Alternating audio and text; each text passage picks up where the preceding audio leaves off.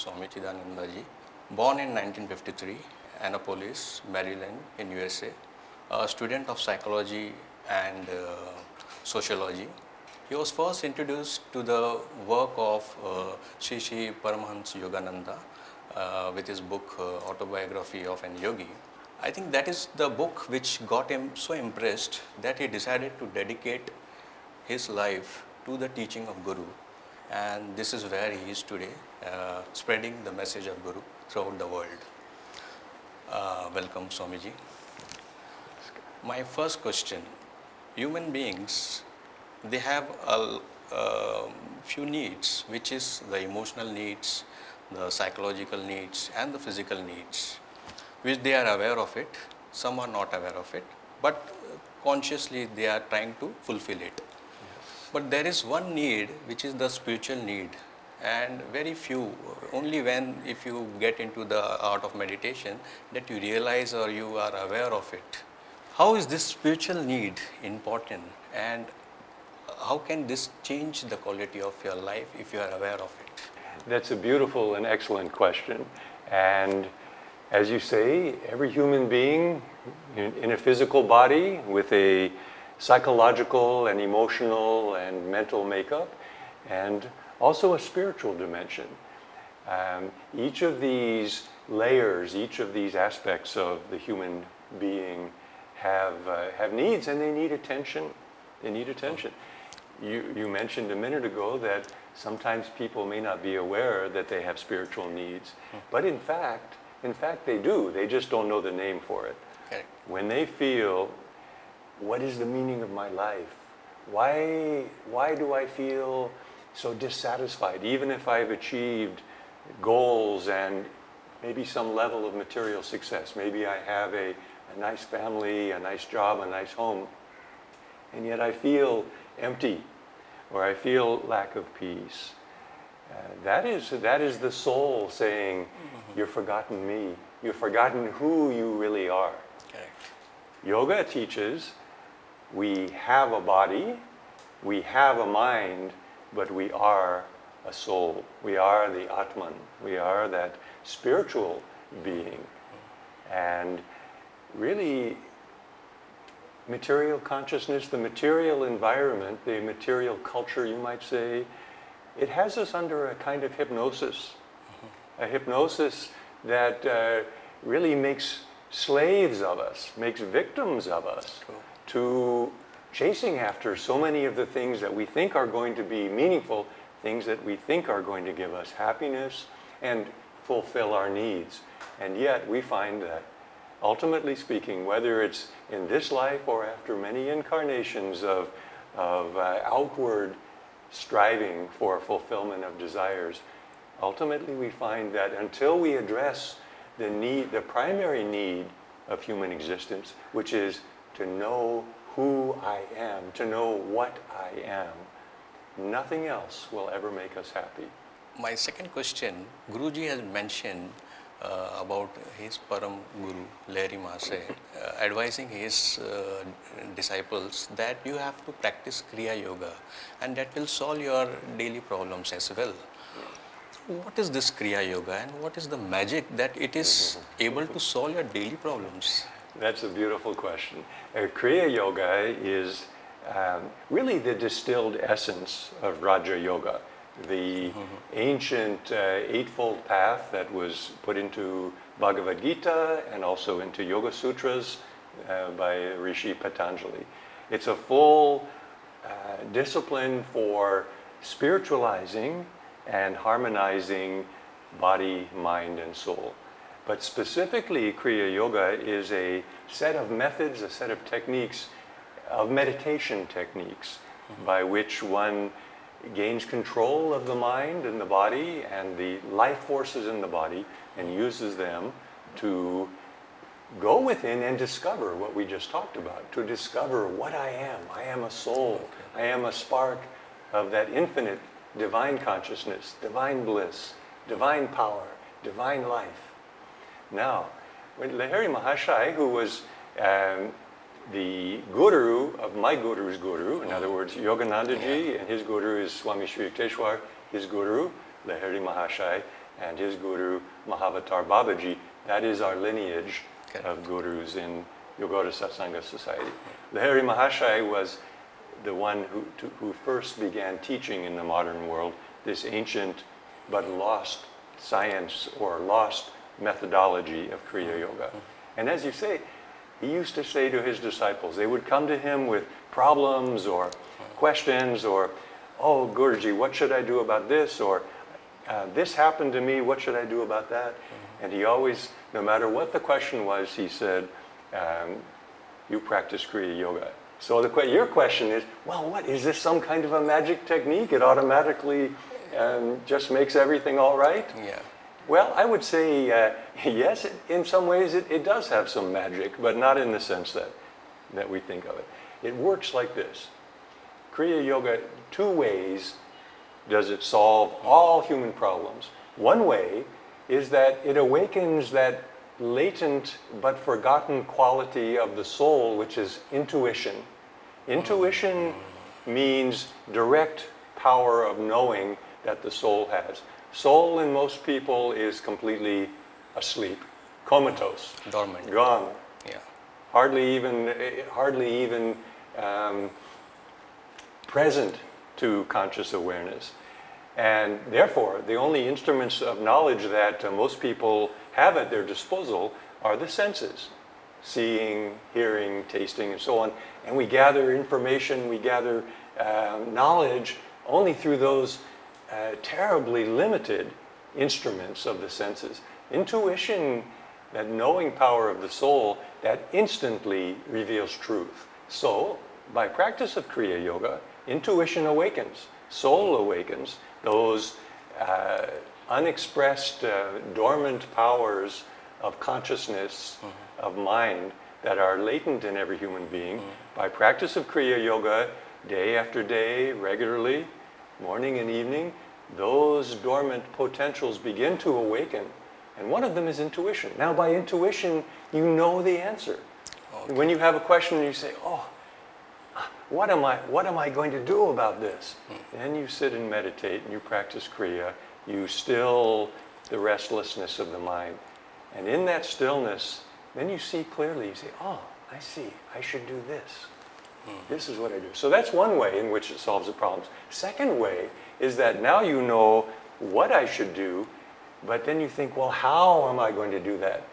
Kriya Yoga awakens that consciousness of that we are truly unlimited beings. We have powers, we have abilities, we have strengths, we have faculties that most ordinary people don't even know are present in their body and mind and spiritual structure. By Kriya Yoga, those gradually awaken.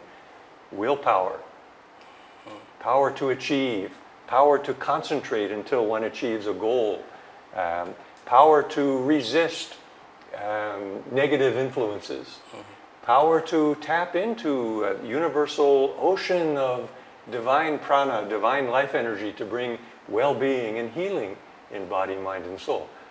So why Lahiri Mahashaya said, no matter what your problem is, practice Kriya Yoga. Number one, because your intuition awakens and you know what to do. And number two, those dormant abilities and innate powers of the mind and soul become accessible to you.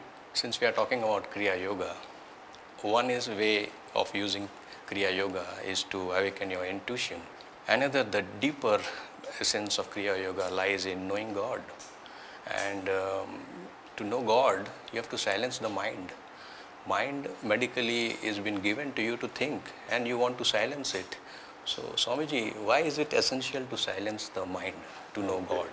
Well, you ask good questions, and there's many aspects of that. Let's unfold each one little by little. First of all, intuition is the faculty by which we know God. Soul knows God directly through intuition. So by awakening intuition, we automatically begin to know God. We begin to know our soul. We begin to know that God, Spirit, lives within our soul, is within our soul, is the very essence of our soul. That is intuition. So it's not something separate. So secondly, is this part about silencing the mind. I think that I wouldn't quite use that term because I think that can be misleading to people. We don't want to silence the mind. Mind is a divine endowment, a divine gift that we've been given. What we need to do is learn to use the mind, to focus the mind, to tap the dormant potentials of the mind. Now, in order to do that, yes, that state of inner silence that you referred to, this is absolutely essential.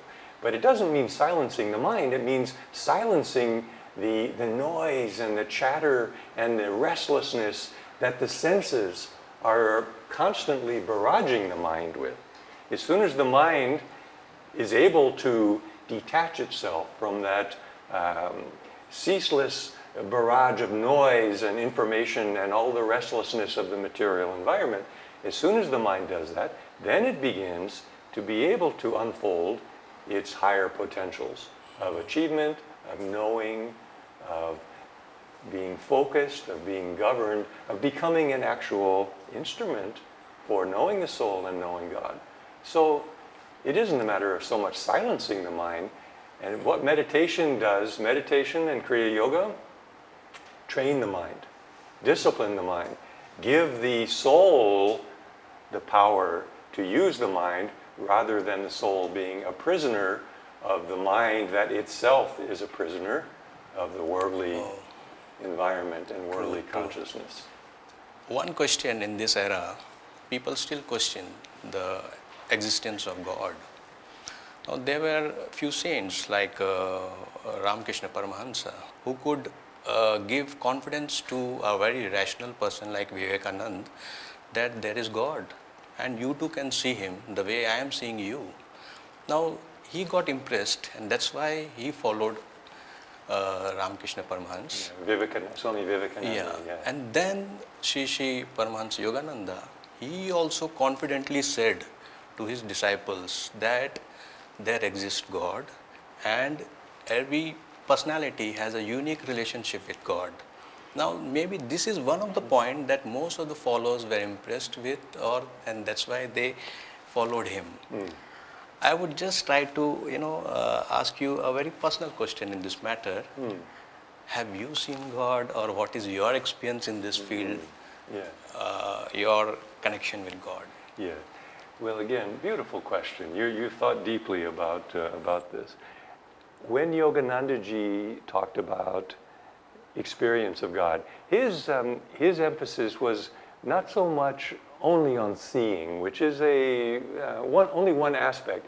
His emphasis was on knowing God, on knowing, in fact, that was the definition he gave for self-realization, for knowing oneself, is to know that I am one with God, to know that God dwells within me as infinite joy, as infinite life, as infinite intelligence, all of these divine qualities, these divine attributes. And what he said, even more, to me, more confidence bestowing than the one that you quoted where he said, I've seen God, even more powerful than that for me was he said, I don't ask you to believe anything I tell you. I don't ask you to believe. I don't ask you just to accept as a matter of dogma or faith. He said, all I say is you practice the science of yoga, the science of Kriya Yoga meditation that I teach you, and you'll discover the truth for yourself in a way that nothing can challenge, nothing can refute. These great seers, these great knowers of God, these great lovers of God, Ramakrishna, Yogananda, so on, all of them reached that pinnacle of spiritual awareness. Well, what about the average human being who may have many lifetimes of spiritual advancement? For them, the most beautiful offering that ever came out of India to the world is this step-by-step science of yoga meditation. And the distillation of that is in the Kriya Yoga science that Yoganandaji has embodied in his teachings and especially in his Yogoda Satsanga lessons. Now, by the practice of yoga, by the practice of Kriya Yoga, as you say, each individual will have an unfolding or an awakening perception knowledge, relationship. It's so beautiful, relationship with God. Just like you have a relationship with your dearest friend or your wife or husband or parents, but times a million. That can be the relationship by which one feels as you go within and establish that relationship with God. Now, yes, everybody's relationship, everybody's experience in one sense is very personal and very unique, and yet for everybody there are predictable and universal aspects of that. You feel joy, you feel peace, you feel security, you feel courage, you feel a sense of guidance. All of these things, you think, oh, this is, I don't know where this is coming from, why do I feel this way? All of these things, every one of them, is because in some way you are knowing God. You are contacting God. God, the infinite being, the infinite Sat Chitananda, ever existing, ever conscious, ever new bliss or Anand. Those attributes of spirit are all the divine qualities, all the divine experiences that each of us is seeking for. And sometimes we touch one aspect, sometimes we touch another aspect, sometimes we touch another aspect.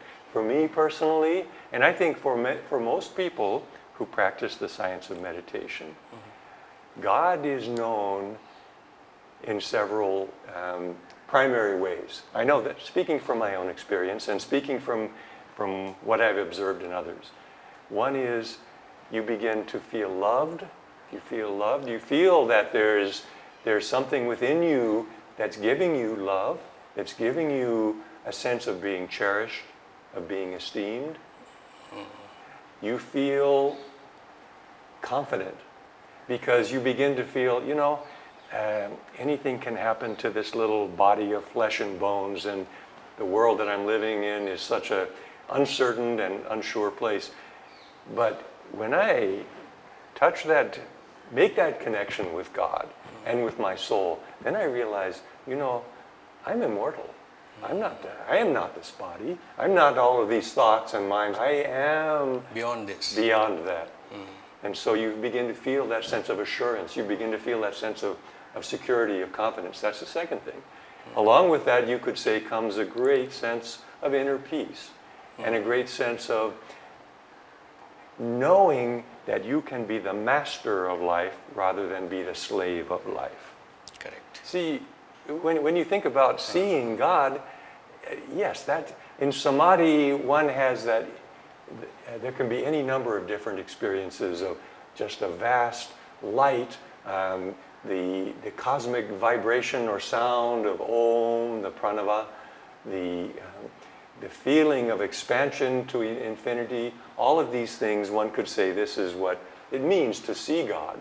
But I think it's probably more useful, for myself anyways, not so much to concentrate on that as on how my perception, my relationship with God can manifest and be expressed in my daily life, in my daily activities. And that's when I keep coming back to the happiness, the love, the peace, the sense of guidance, sense of assurance. All of that is a result of, as I said a minute ago, that rigorous, scientific set of protocols, set of methods, set of techniques that is Raja Yoga, that is Kriya Yoga. You mentioned about vibration. Now that vibration, every thought has a vibration. Is there a way in which we can channelize this thought or make the world a better place to live by means of producing right and positive thoughts? Yes. Again, this is a very deep and profound truth, because everybody knows when we say things, like if we talk to somebody and we say something rude or something mean or unkind, that has an effect. And the opposite effect, we say something supportive, we say something encouraging, that has a tangible effect. But as you point out, deeper than that and the words, those are flowing out of the deeper level of our thoughts, of our feelings, of our inner environment. of who we are. But then there's an even deeper level, because it isn't even so much what we think. I think most important of the foundation of that whole process is who we are, how we are in the world. In other words, being is the most subtle form of doing, of thinking, of speaking, of acting. So, why do I say that? Because this whole subject, this whole very important aspect of how we can create a more positive outflow, a more positive radiating of good thoughts, of courage, of helpfulness, of wisdom, of all the things that we want to get rid of, the greed and selfishness and meanness and unkindness. All of that, as again, it starts not at, you don't start at the level of thought. You start at the level of who you are. And who you are, you only know when you meditate. You only know when you enter that inner silence, that inner stillness, through practice of pranayama, of which Kriya Yoga is a form. Then you begin to think, yes, I'm not this body, I am not this mind, I am this immortal being of peace, of joy, of divine love. And from that, your thoughts take a whole different tone, a whole different vibration. And from those thoughts, your words take on a whole different tone, a whole different vibration. But you know, words or even thoughts without the experience, they only have limited power. They may do something, they may accomplish something. But just like if somebody tells you, oh, you're such a nice person, I love you so much, and you know that they're just being insincere. That has very little power. Same with anything that we say or think or broadcast. If it comes from knowing of the soul, knowing of that divine essence within me, and then radiates outward from that, that's what truly has an impact in changing the world. The positive intention, if it is there inside, it will come outside and it will spread that power. Well, that is true, although I think it goes a little deeper than that. It's not just that the positive intention is in there. It's actually, it is who we are. We are joy, we are peace, we are love, we are life. And when we are in touch with that reality of our being, that's what gives our thoughts positive power. That's what gives our thoughts the ability to influence others and to influence the world in a positive way. We can also make a conscious effort to govern our thoughts. You know, we're constantly barraged, especially today. You have to choose, what am I going to give, say, mental real estate to? You understand? True. You know, you only have so much bandwidth, and that can be taken up by constructive thoughts, positive thoughts, goal-directed thoughts, things that are going to improve your life and the lives of others. Or you can be wasting that mental bandwidth, mental real estate, by constantly being in moods and selfish thoughts and unkind thoughts and feelings of, oh, that person didn't treat me respectfully, and so on and so forth. And then your whole your inner environment is just caught up in that dark cloud. So you bring in the light of positive, constructive thoughts, your whole life changes. Your whole life changes. That's the power. We talk about power of positive thinking. That's what that is. But remember, power of positive thinking comes from power of positive being. And the power of positive being means knowing yourself, knowing your divine Atman. My next question is also a very favorite of yours. I'm talking about the reincarnation, because Sri Paramahamsa Yogananda has given two beautiful gifts, of which you were also editor-in-chief. God talks to Arjuna, and the better understanding of the Bible and the deeper understanding of the Bhagavad Gita. Not editor-in-chief, I helped with them. Another disciple was the primary.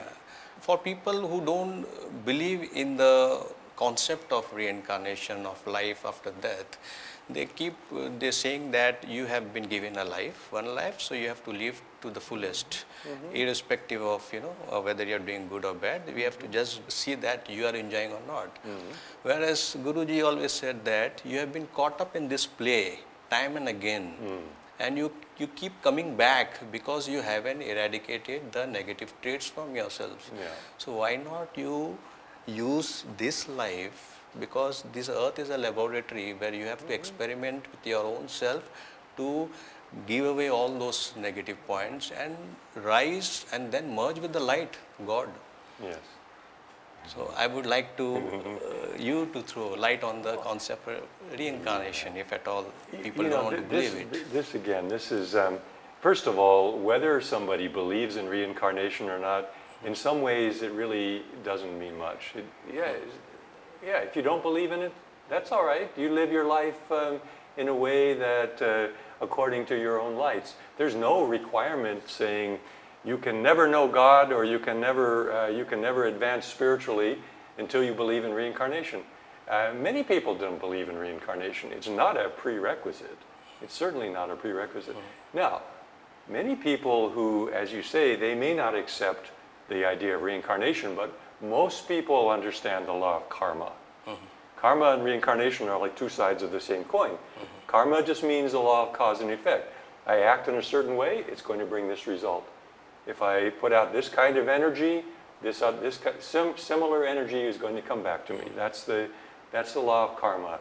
It's as you sow, so shall you reap.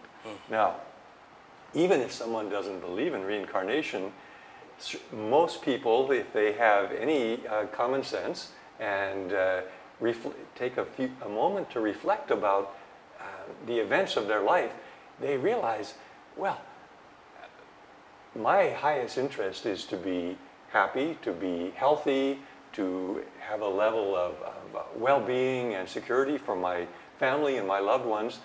And of course, I take the actions that are going to produce that. That is, in one word, is spirituality. Spirituality just means right action toward a spiritual goal. And what is a spiritual goal? The highest goal of humanity is to transcend suffering and to attain lasting happiness or bliss. Now, even if I don't believe in reincarnation, I can understand that if I take this kind of action, it's going to have this kind of result and it's going to make me unhappy. If I take this kind of action, it's going to have a positive result and I feel good, I feel happy. I think the question is not so important about whether somebody does or does not believe in reincarnation. And here's the other aspect of this. You know, the human race is that wide spectrum of spiritual evolution. You know, we think about evolution of the one-celled creatures and then the plants and the animals and the more complicated animals, and then finally we have this human form. Well, outwardly speaking, of all the billions of people on this planet, you have an unbelievably wide spectrum of levels of evolution. At some point, as the soul awakens, as the intuitive knowing power awakens, everybody will say, of course, this is not the first time I've lived. Of course. I learned that in a past incarnation. Why should I go through it again? Why should I go through the same suffering 1,000 times instead of learning like I did last time, and then you come into this life with a predisposed instinct? Don't do that. Don't do that. It really messed you up last time. And it may not even be on the level of your conscious awareness. But the point I'm making is that through all of this process of evolution, yes, there'll come a point where reincarnation will be obvious. Yes, of course, just like any other law of nature or law of physics, law of mathematics. But it's a process, discovery. Guruji's famous line is, everything else can wait, but your search for God cannot. Your message to this, the youth of this era who are highly disillusioned, they adopt inharmonious, ways and means, and somewhere they don't feel life worth at times. They have a quite suicidal tendency. Any message for this youth to how do you treat this life, and instead, why not to take this life towards the real objective of the permanent bliss? Yeah. Well, that's the age-old question, isn't it? Yeah. You can lead a horse to water, but you can't make him drink. In other words, you can give all the lectures and all of the read all the books and give them all the sermons and good advice, and their teachers and parents and so on can be trying to get them to wake up and see the truth. But again, it's a process of gradual spiritual evolution. And everybody goes through that process at their own pace. Just like a flower that unfolds, you know it's going to eventually be a perfect open blossom, but this rose on the same bush as this rose may be unfolding in a different time frame. This one may be unfolding in a different time frame. Yes, it's very helpful to try to make society, including the young people, aware that there are these incredible unknown possibilities of what you can make of your life. This is what spiritual organizations such as Yogoda Satsanga Society, that's why they exist, to make that knowledge available. There's only so much value that does. You can't convert somebody, you can't proselytize until they're spiritually ready and have gone through enough experiences where they say, I've tried this, it made me miserable. I tried that, it made me even more miserable. I tried this, I still don't feel any peace of mind. I tried everything, what's left? And then finally the voice of the soul, voice of conscience, the voice of intuition begins to say, you know, look for something higher, because you're not going to find it in this outer world. But you can't force that. You can't force that. When we were each created, we were each given free will. Yeah, and free will means we can choose to listen or we can choose to remain deaf. True, Swamiji. I think free will is the essence that if used correctly, I think you can get your correct path. Although all the scriptures in the world, they talk about, you know, we are from the same races, we are all brothers, but then there are different voices which, you know, then it ends up into violence, then terrorist attacks, cyber attacks, maybe some kind or the other. We are into a violent world. Yeah. So how do we make an effort so that people realize that we are all but one, you know, children of God? Yes, yes.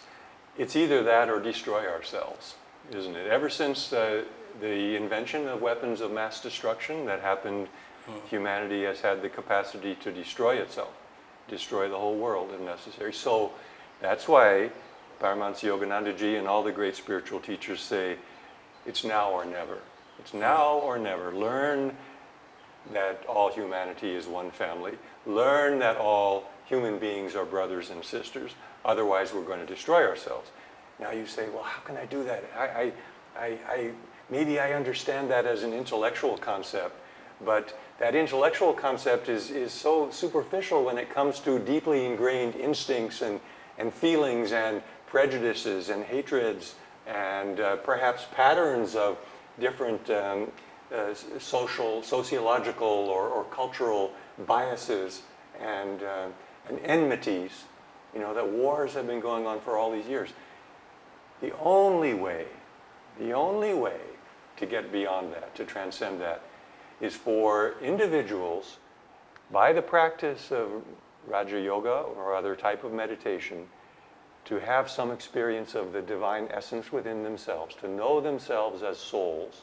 Once you do that, the next automatic, you begin to say, oh, I am this divine, beautiful, immortal being, and I see that same divine essence is in this person, in this person, in this person. Until you have some experience of that, or we could say, until we have some experience of God who dwells within each of us, forget about it. There's not going to ever be lasting peace. It's impossible, because we're only focusing on externals.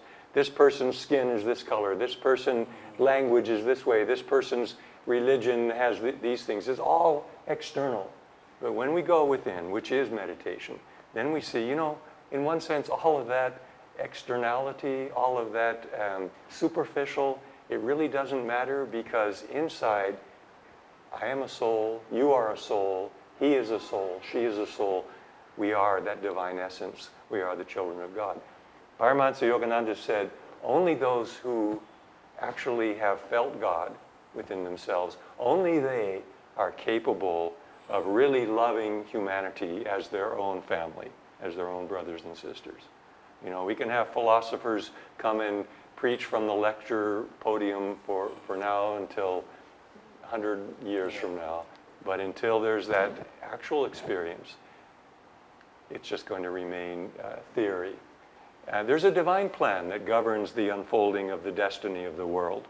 And it's no accident that at the same moment of history that humanity developed this terrible destructive power, an equally or actually more powerful force of spiritual light, of spiritual understanding in the science of Raja Yoga meditation, Kriya Yoga meditation, was also resurrected, awakened, and is being distributed around the world.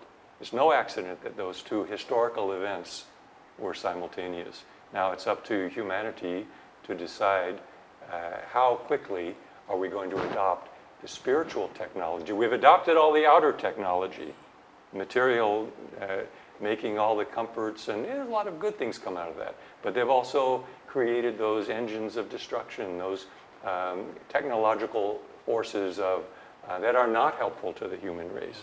So what we need to do is adopt a more powerful inner technology. And that India has preserved, India has nurtured, India is now offering to the entire world family and saying, practice this science, practice this technology, if you will, this methodology of knowing yourself. And there's no question that you will love all as your own family. Swamiji, that was indeed a very deep observation that if there is a destructive elements, there is also a constructive elements that is simultaneously moving on the sphere of earth. Question, which is the opposite of this violence? It is about the non-violence, and here I am talking about the master of non-violence in India, Mahatma Gandhiji, and his connection with Sri Paramahansa Yogananda. If you can just throw light on that. Yes. Well, you know, just a few weeks ago, of course, was 150th anniversary of the birth of Mahatma Gandhiji. On that occasion, I actually gave a very in-depth presentation about this very subject.